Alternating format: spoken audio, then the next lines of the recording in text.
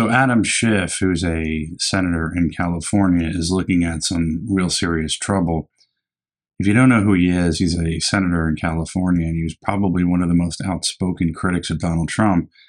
In fact, so outspoken that he was one of the ones leading the charge when it came to the Russian collusion hoax that is turning out to be pretty much all made up. So Adam Schiff is looking at some serious trouble himself here. He is now being investigated by the Department of Justice for mortgage fraud. The case is about lying on home documents. So what he's accused of doing is between 2003 and 2020, he owned a home in Maryland. He told banks that the Maryland house was his main home, in other words, his primary residence. At the same time, he claimed a California condo in Burbank as his main home, primary residence, to get California tax breaks. You can't have two primary residences.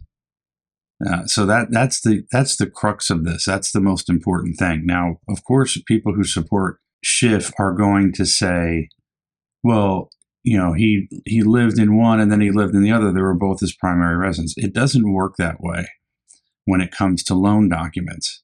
You either have a primary residence, a secondary residence, or an investment property. Those are the three, and you can only have one. You can only have one primary residence. Really, it gets, in second homes and investments, it gets a little bit more complicated.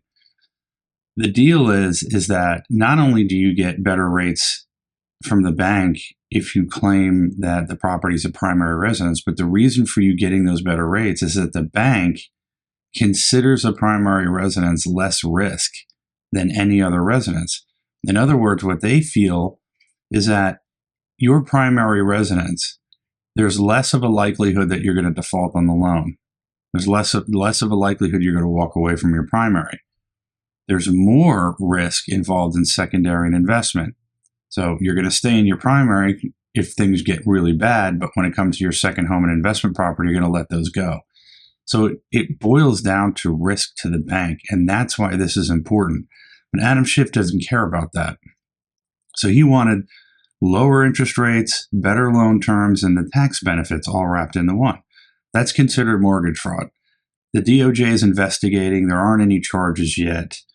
We'll see what happens, but isn't it fitting that you have a senator who was constantly talking about Donald Trump and Russia collusion, which turned out to be false?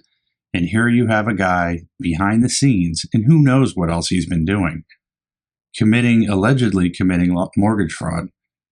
And it just goes to show you who's running our government right now. Let me know what you have to say about this, and we'll see you next time.